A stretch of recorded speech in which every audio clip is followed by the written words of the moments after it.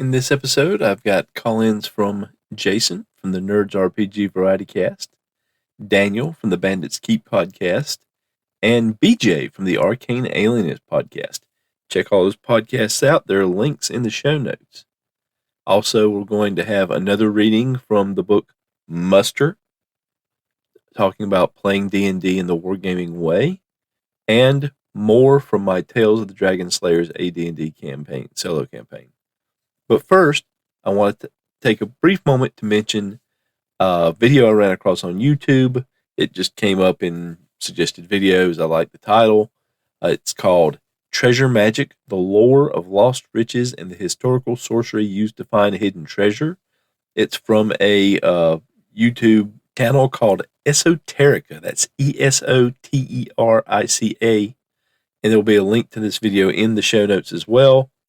And in it, he talks about what treasure meant historically and how there was a mystical element to treasure, that treasure wanted to stay hidden, that it would move around, that it would be difficult to find, different ways that people would use to try to lure treasure, the different kinds of protections and guardians that it would have, and how magical ways that people would try to use to deal with them. It was just a very interesting take on treasure that I hadn't heard before, of treasure wanting to stay hidden and wanting not to be found. And I think it fits in very well with the idea of the mythical underworld that we talk about with dungeons sometimes, where dungeons don't always make logical sense. They don't make ecological sense all the time, and how they can change over time, not just change in terms of creatures move in, creatures move out as sections get cleared out, but in terms of rooms can move around, configurations can move, traps can appear and disappear, that kind of thing. I think it really ties into all that. So it's a really great video. If that's something you're interested in, that will be, as I said, in the show notes. But the name is, again, the channel is Esoterica, Esoterica, and the name of the video is Treasure Magic, the Lore of Lost Riches and the Historical Sorcery Used to Find Hidden Treasure. It was put out about a year ago, according to the video itself, the timestamp on it, and I found it very interesting. But now we're going to get on with the calls. Hey, Jason here. Just a quick thought about the Dragon Slayers. You know, I find it interesting, and this isn't a complaint at all. You know, this is a story. You made this group to fight this dragon. They beat the dragon. Now we're following what's happening with them. It's Tales of Dragon Slayers, right? But we've got this group of, you know, first, second level characters that are being treated as equals by much higher level characters, I'm assuming. These army commanders and division commanders and garrison commanders, things like that. These higher level characters, but by virtue of, one, they're being the heroes of the story, but also it makes sense in the fiction, having slain the dragon, that, you know, they're getting more say and more respect than they might otherwise as, you know, low-level adventurers. So it'll be interesting to see if that ends up biting them in the bum at some point when they're expected to deliver as a more important person in the world, but as a second. So I'm curious to see if that ever plays out or ever comes in. I just think it's an interesting dynamic. And like I say, it makes sense. They killed the dragon, right? Thing that they're effectively here ordering, you know, you have your first, second level characters ordering around what I assume are much higher level characters. So I don't know, because, you know, we don't know the levels of these other groups and other people they're dealing with. And that's the High Wire Act, right? They are, because of the dent of what they have accomplished and a lot of the resources that they have available to them and what they're having to take on to protect, particularly the treasure part of those resources, they have cast themselves into a bigger world. They're in a wider world, having to make those decisions and you know, have those achievements, even though they are, for the most part, at first level. I mean, Katja's the only one that's leveled up. She's just returned from doing training, so she's leveled up. The others haven't, so they are in a situation where they could certainly find themselves overwhelmed by events, but because of their accomplishments, because of the wealth they have available to them, because of the magic items that are at their disposal, they are getting a lot of respect from people who, in any other circumstance, would view them as perhaps underlings, perhaps simply beneath them, or perhaps something to be ignored or passed off to a subordinate. So yes, there are they are dealing with some high level people here. I haven't decided. I haven't really put much thought into what the level is of the fort commander. It would be pretty high, I think. The overall highest level captain of the forces they have available to them is an 8th level fighter, and so they have, and there are some lower level fighters in there, but those that would put all of them above pretty much all the PCs. So they are in this curious juxtaposition where their their social standing, their financial standing, even to some extent their capabilities are above their level, and so they are kind of this. They're kind of like the ankylosaurs of the old dinosaurs, where you've got this really hard shell, and it's got this tail that can hit you really hard, but if you can get underneath that shell, it's very vulnerable.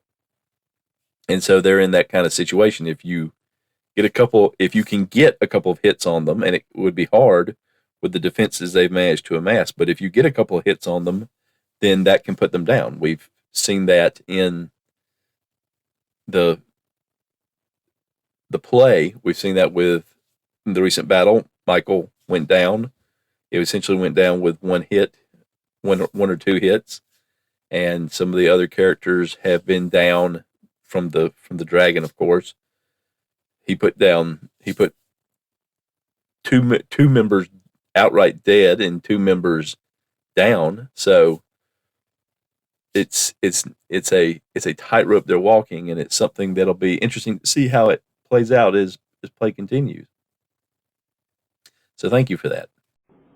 Hey, Jason here. Enjoyed your latest reading from Muster, and you answering Daniel and I's questions. I think the only thing I would maybe push back a little bit on here, I don't necessarily agree with him, but when we look at war games aren't rulings over rules. And I think that's the big difference here, is if you go to at least in my limited experience, if you go to a war game convention and you're playing a game with an established set of rules, and in the middle of that game, the referee's like, no, we're just going to do it this way today. No, we're just going to do that. That's not going to fly. So rulings over rules is very much the opposite of the way of the wargaming way and the way war games work. War games are games. You know, pre-Kriegspiel was something for military. It wasn't a game. It was a way to simulate battle without getting people killed and in the classroom. And it works for that, and we can apply it to role-playing games without doubt. But some people play these games for the game aspect of it. So to those people, the rules are important because they're playing, they're joining a AD&D game. And then when the game differentiates greatly from AD&D, they get frustrated because they're no longer playing AD&D. They're playing the referee's own thing. And I'm not saying that any of that's a horrible thing or any of that's wrong. I just wanted to comment on that's kind of the other side of what he's saying there. So I just wanted to point that out. And you keep defending it with the war game way, but I kind of question that a little bit from my little experience with war games. I mean, if you're in your club and you're making new rules, you're making a new rule set for Napoleonics, and you do some rulings along the way, that's one thing. But if you're at a convention and you're playing a Napoleonic game with an established, you're playing the American Civil War with Johnny Reb. You're going to use those Johnny Reb rules. You're not going to make it up as you go. So I don't know. Definitely this is a totally legitimate way to play, and it is a little bit different than the other styles that we see out there, and it is interesting. And I'm not saying it's wrong at all. I just question Free Kriegspiel and the modern war game aren't necessarily the same thing at all. I guess is where I'm coming from. Thank you, Jason. I think I'm with you on in terms of wargaming experience. War games, the rules are generally pretty well set, particularly in the board game arena of war games, where they're where the forces are set and the maps are set and the scenarios are set. The rules are usually pretty well set. There'll be some errata and some changes over the years depending on the game and how complex the game is. In the miniatures game, there's generally, especially skirmish level, will be very set. The simpler it is, the more the rules are set. There are rule sets that can be incomplete in the miniature side, or they can leave things out, or they can just not be as detailed. And so that leads to some discussion and adjudication. I've seen that in various forums, people talking about this particular rule set or that particular rule set, how they interpret and how they rule. And that is something even in the board game industry, more complex games like grand strategy style games, there's a lot of discussion about how do you interpret the interaction between these rules. But generally, it's a rule set that is set, as much in stone as something like that can be. But I do think the author is talking about wargaming in that Kriegspiel style, where it was intentionally particularly the free Kriegspiel style, that was intentionally low rules, where there were some basic rules just to try to establish, the feel of the game, I guess, the feel of the scenario, that is to say, what they were trying to accomplish, to narrow what they were trying to accomplish. And then after that, it was left to a neutral referee in a double blind setting to make rulings based on their knowledge and experience of that era, of the weapons, of what the capability of, the troops are, that kind of thing, and when to roll the dice and when to just make a ruling about the way things go one way or the other. I do think that is where he is coming from, and I don't have a lot of experience in that realm. I've read up on it a lot, and I've heard it mentioned a lot in terms of influence in the era of the 60s and the 70s, when Gygax and Arneson and their wargaming clubs would have been playing and in trying to set up scenarios and things like that. And I do think it lends more toward that side. And I think the miniature side of the game, of the hobby, does tend toward that way, because whereas the board gaming side is, you're playing this war, you're playing this battle, you're playing this series of battles, this operational area, the miniature side tends to be, these are the rules that are meant to simulate the era, and then here are some army lists, and here's how you kind of balance things out, and then people can either play out historical scenarios or develop their own scenarios. And I think that's where this author is drawing from, is from that idea, that contention of taking a set of rules and building a scenario and then playing out that scenario. And if you're building a scenario that's not specifically spoken about in the rules, because the rules are more about getting the simulation right, getting how the rules played out, what the armies were capable of, how far is this group of soldiers capable of moving in a given amount of time. I think that's where he's drawing from, because you hear those terms, simulation and scenario and building a scenario, talked about multiple times in this book. So I think that's where he's drawing from, is that a combination of not maybe modern miniatures rules, but older miniatures rules sets, and the way the clubs played them, and how that tapped into that free Kriegspiel style, that double blind style with a referee. but I do see exactly where you're coming from in terms of in modern war games all along the spectrum. Usually, the rule sets are meant to be played as is. Hey, Ping Phantom, Daniel Manskeep calling in. I guess I didn't call in about the orcs, even though I said I was going to call back. I really liked that. That was a really fun fight. I liked the way that you used the charges and the leaders and the morale and you seemed to take what was probably a decently long battle with lots of stuff going on and really kind of break it down to the key moments, almost like the sports commentator style. And that was really good because it was not particularly long, but you could tell that a lot of stuff happened. So very cool, very, very cool. But Muster, I'm going to call in about this because I think it's interesting. It's funny because I actually, what you were saying at the end is actually what I say all the time. Just because you make a ruling at the table, it doesn't become a permanent rule. Some rules are just there for that moment. I will, and I hate to be that actually guy, but they start off by saying that from the beginning, D&D said that these are the rules and you have to follow them, but that's patently untrue. OD&D very precisely says, change the rules. This is not complete. Do what you want. BX, again, these are just guidelines. That's all there. What they're looking at is AD&D, and I think it's unfair to paint OD&D as AD&D in that sense, but whatever. But overall, I like the idea, right? I think these are kind of big concepts and often hard to maybe explain or fully grok. So it's interesting to have you read it, kind of get my thoughts as you're saying it, and then listen to how you break it down. But overall, I think it's really worthwhile to read.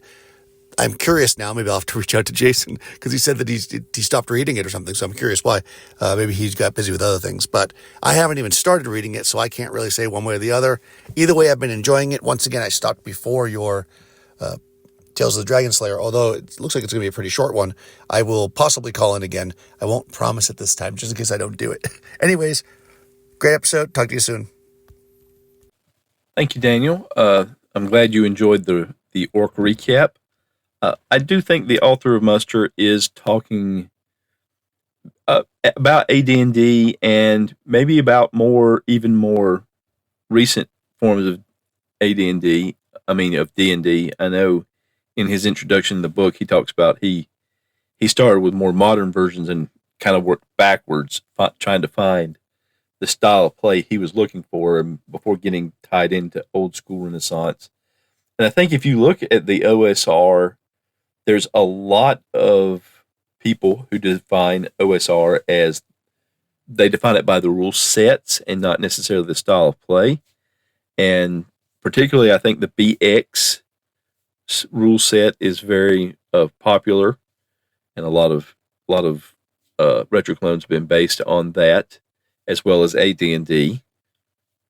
And so, from that context, viewing it through the OSR lens of those rule sets, where yes, there are rules and rulings, but you're starting with a definitive rule set.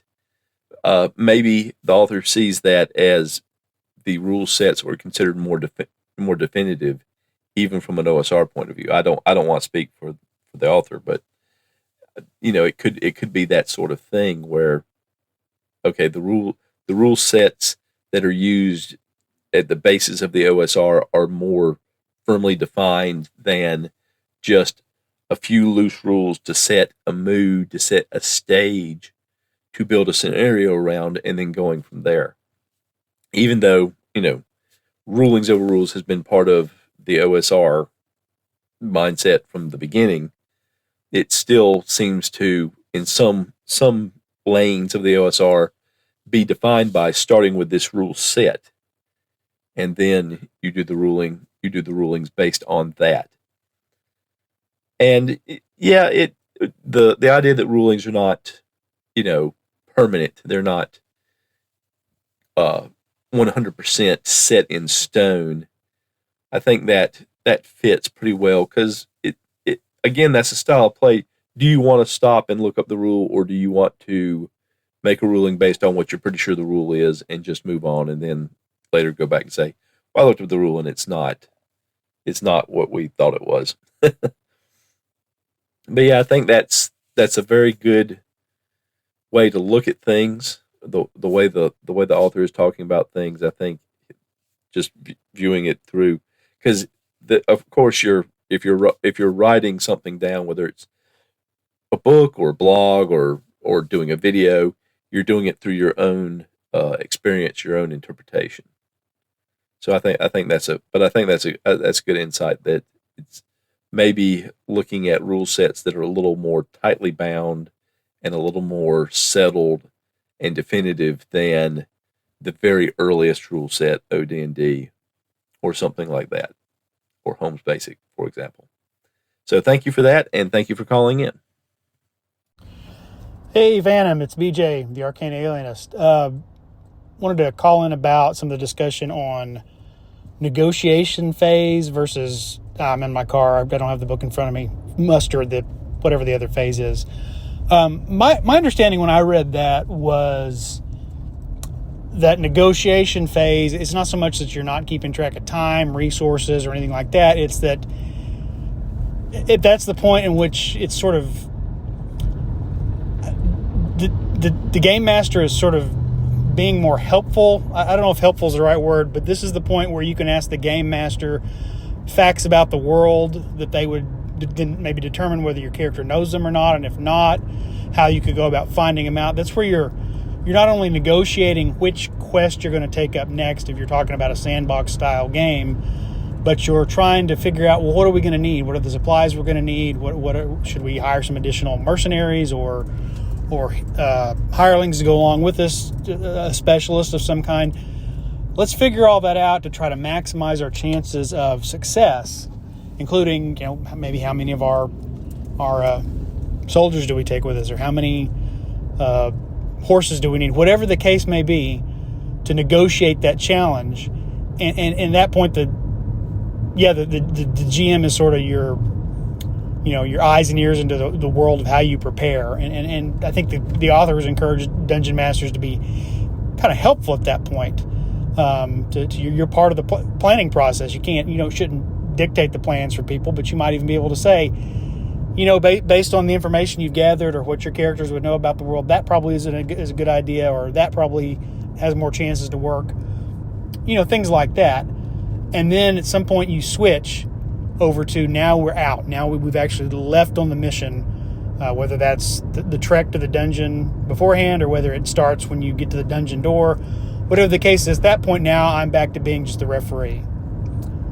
That's all I can do. I can just, based on the rules of being an arbiter, an arbiter of the game, I can tell you what your characters see, hear, smell, if you ask.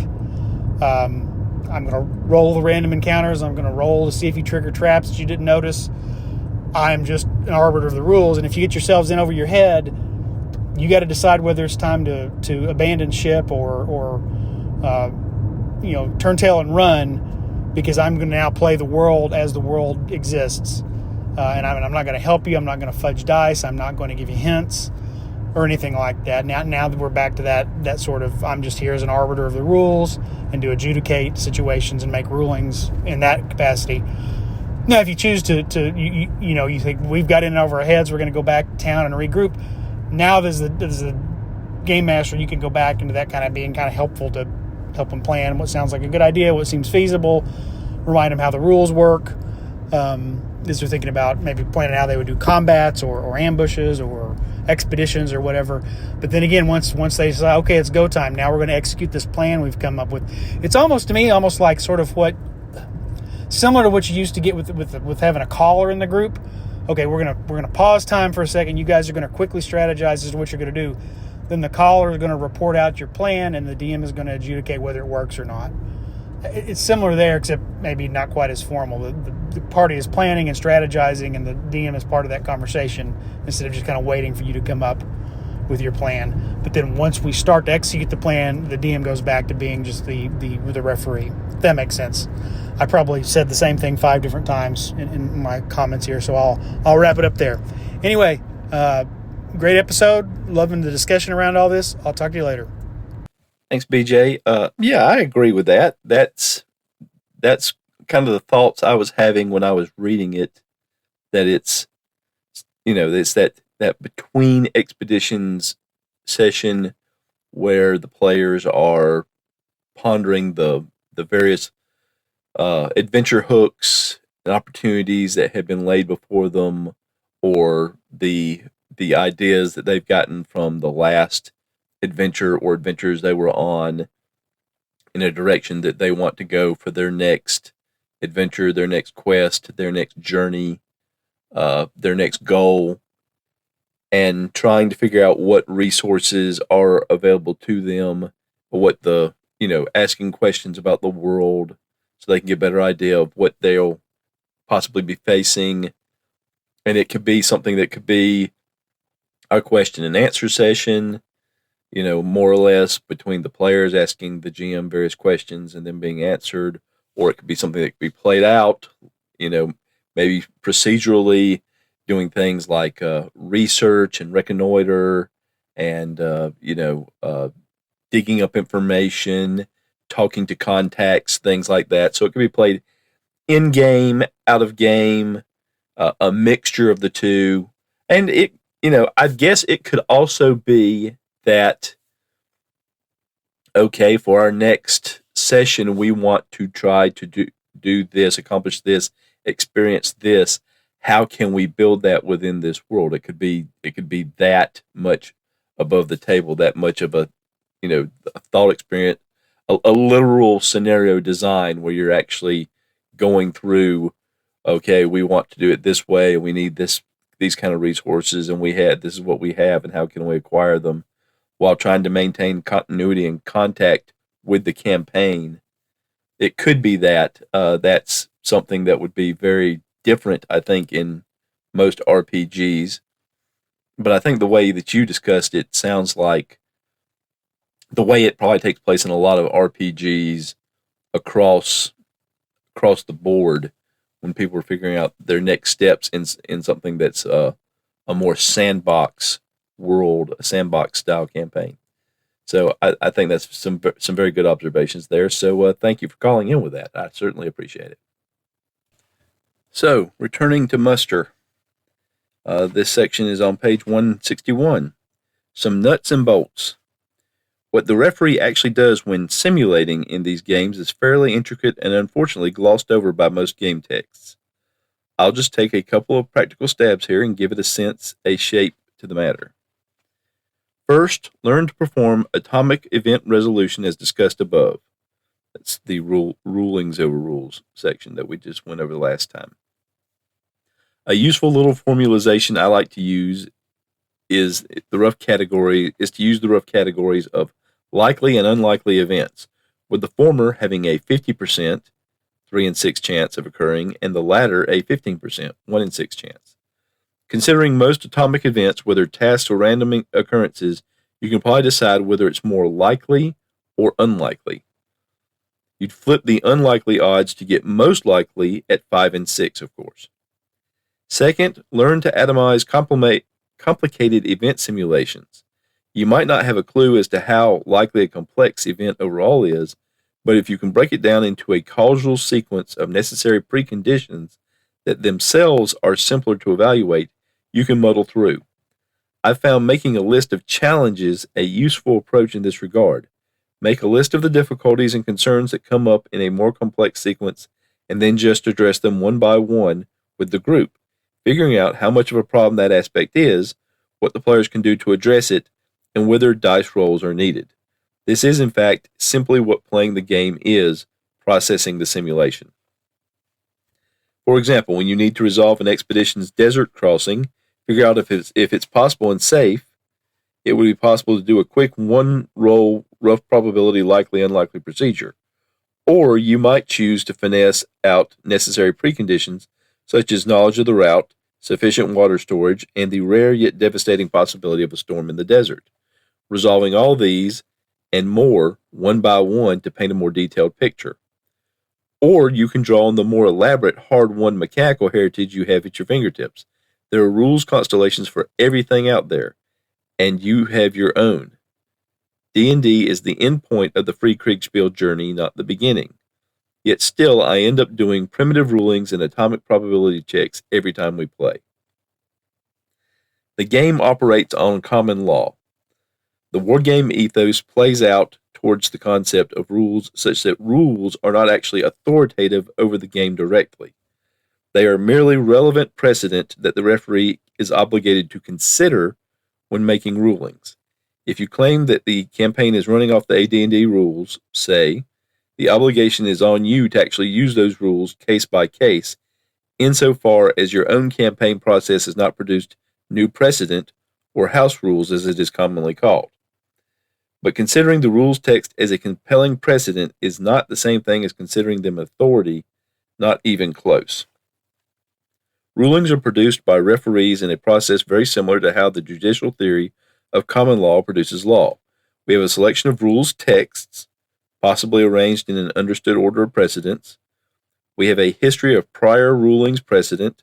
We have players facile in this corpus of law.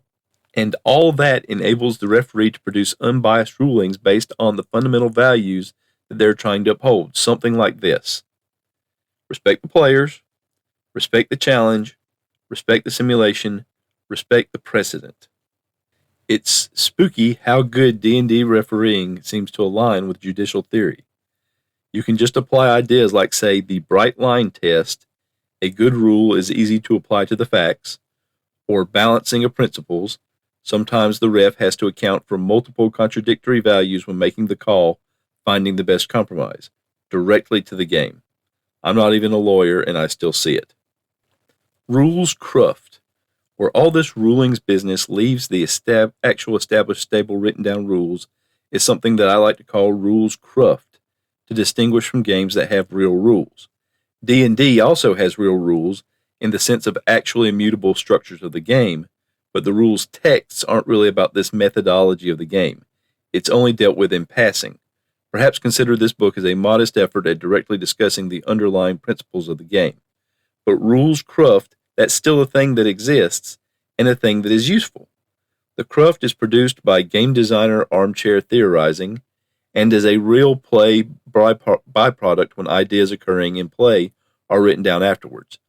It is rulings precedent from the past, suggesting its solutions to the future. The game does have a place for it, for all that you could instead go all streamlined free Kriegspiel and have the referee operate without mechanical rules for formalisms altogether. There's a lot of interesting RPG theory in what benefit mechanical rules are and how they interplay with the game's methodology and principles of play. But for primer purposes, I'll recommend keeping it simple. Get a rules text you can stand, use it as a source of ideas, change the things that need changing. With time, the concerted practitioner finds their own way and ends up essentially authoring their own rules. Cruft. A unique personal constellation of tools. Even with even more time, multiple sets, one for each campaign you play, and for each campaign has its own topical focus and matters of concern, with different rules appropriate to highlight and help process the eventualities. So stepping beyond the text here, that section to me really epitomizes the OSR notion of rulings over rules. That the rules are great, and it's a good place to start, but it's not where your game is going to eventually end up.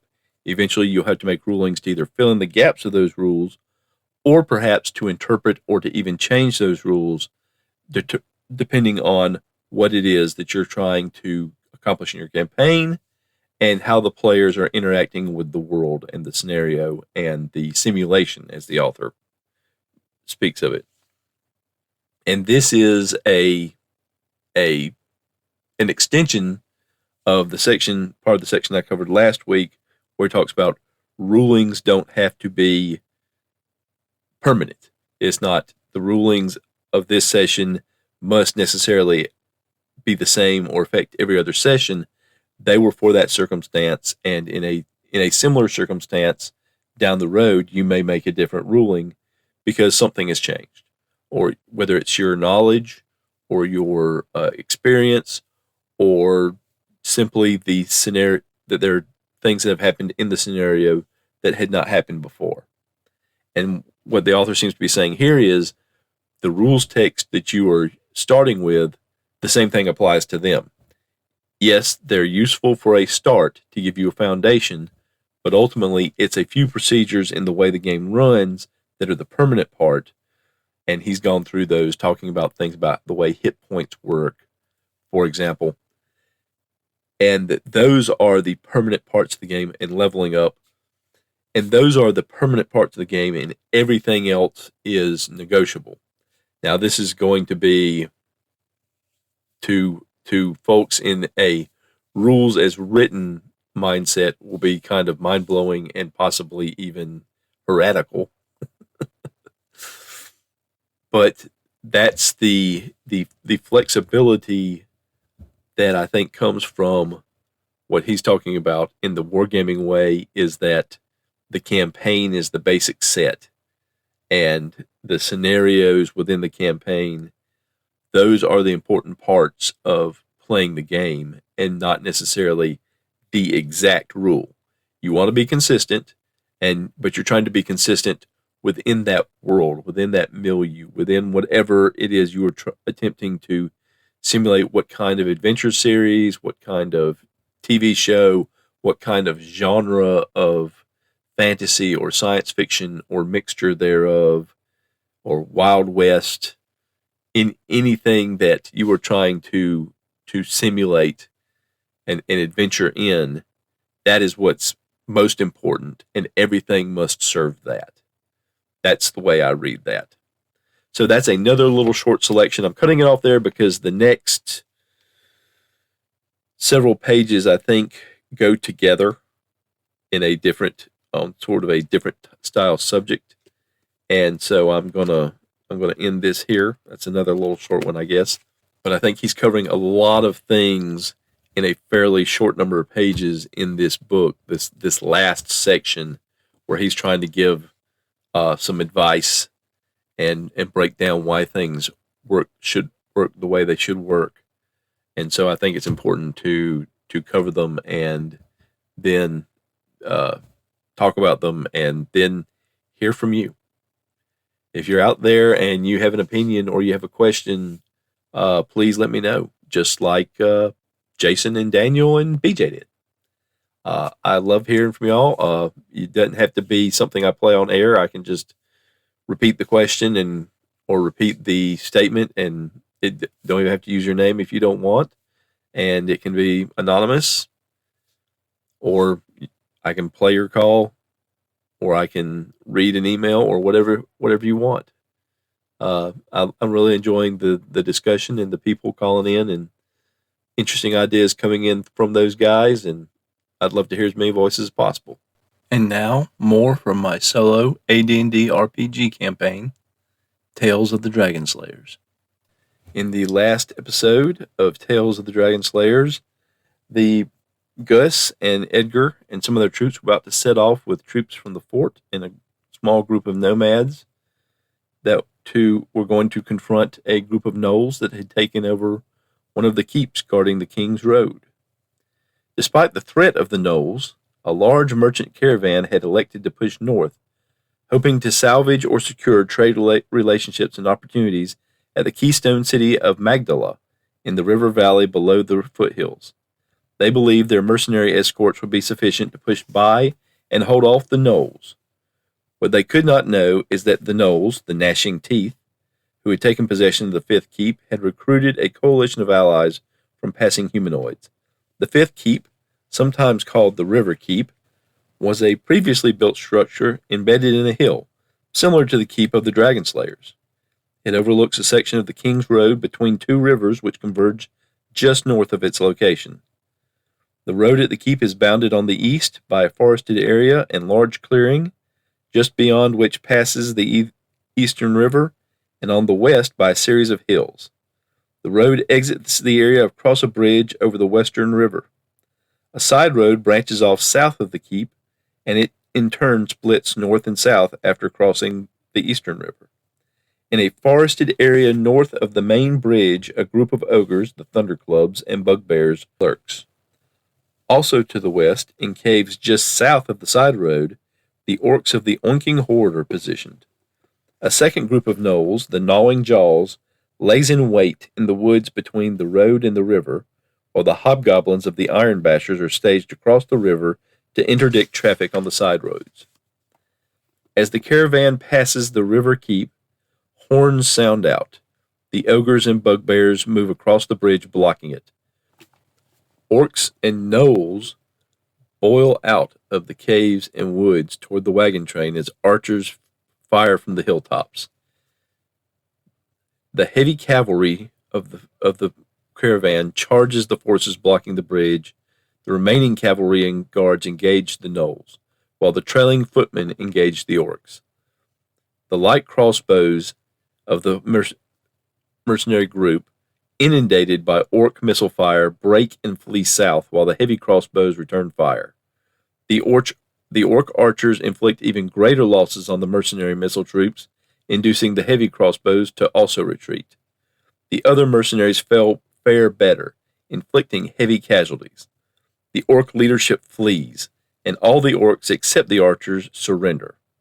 One unit from each of the gnoll tribes, as well as the bugbears, also surrender in response to the mercenaries' onslaught. But the successful mercenaries are unable to capture the gnolls and bugbears, as other units of gnolls and the ogres engage them. The Gnashing Teeth subchief and guards move to aid the orcs, and the hobgoblins begin moving along the side road to the battle. The wagons pile up near the bridge, and the drovers and merchants take cover. The foot troops wrangle the surrendered orcs back into their cave and move to engage the orc archers and the approaching gnolls. The horse-mounted mercenaries continue to inflict casualties in a vicious free-for-all as the surrendered units escape. The gnawing jaws have another unit surrender and yet another flee, just as the hobgoblins arrive on the scene. The gnashing teeth also have a unit surrender, but it too escapes due to the ongoing battle. The gnoll leader group, relieving the orcs, inflicts heavy casualties, as do the ogres on the heavy cavalry. Both mercenary groups waver but keep fighting. Gnoll archers on the hill fire into melee, mainly hitting their own troops. The mercenary heavy cavalry drives off the common ogres of the thundering clubs, but not the leadership.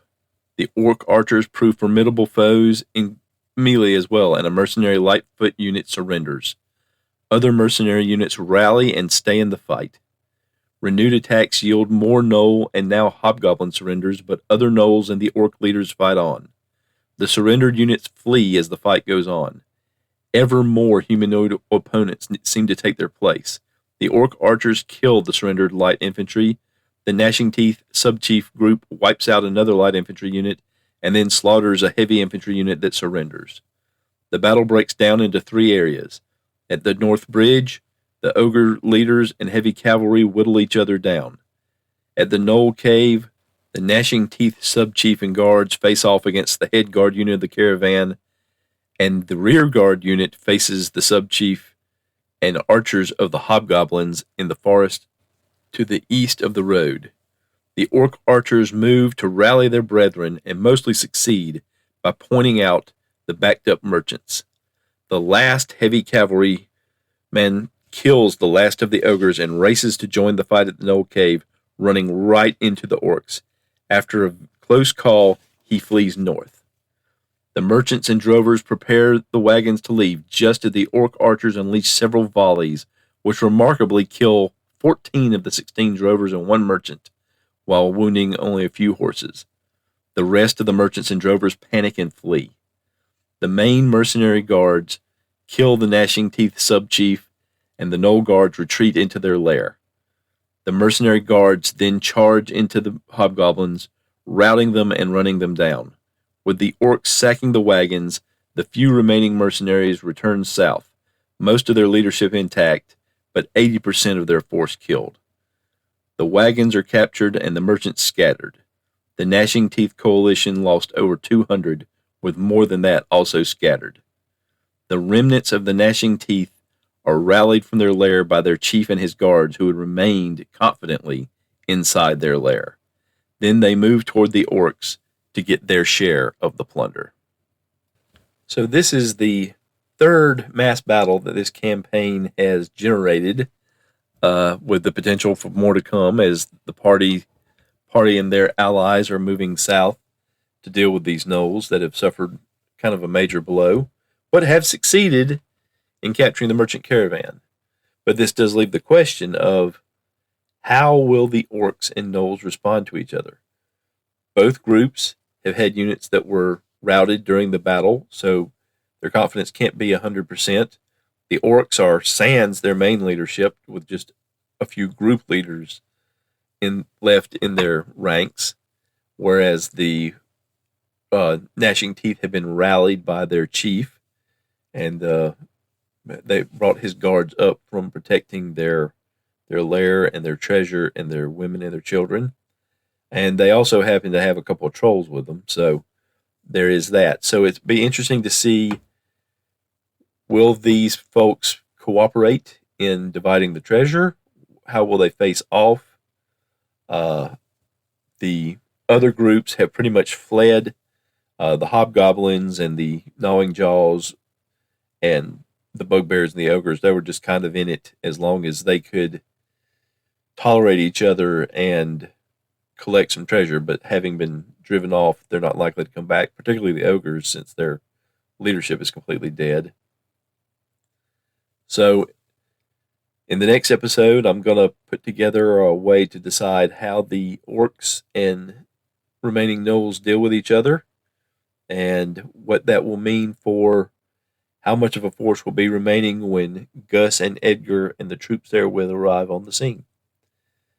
And, well, what's the rest of the party up to? They're going to be doing some dungeon delving, so should be a lot to see in the coming episodes. So I hope you'll tune in like it's a radio. I hope you'll download and listen. And if you have any questions, comments, ideas, suggestions, please, I'd love to hear them.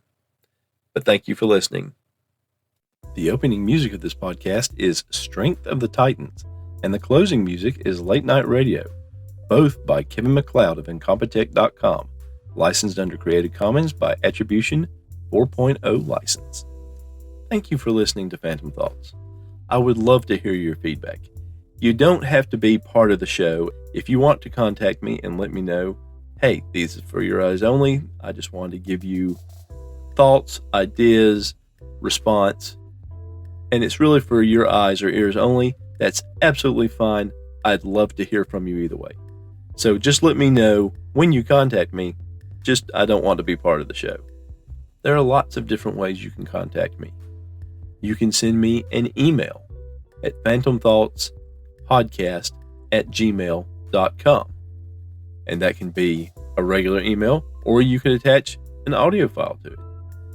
You can use the message button on my podcast site on podcasters.spotify.com/pod/show/phantom thoughts. You can contact me via my Google Voice number, 864-209-1441. You can contact me via SpeakPipe at www.speakpipe.com/phantom thoughts. You can contact me on Discord, The Pink Phantom. All this contact information is listed in the show notes of every episode. And thank you for those who call in. Thank you for those who don't call in. I appreciate you listening and hope you'll listen again next time. Until then, I hope you have a great day.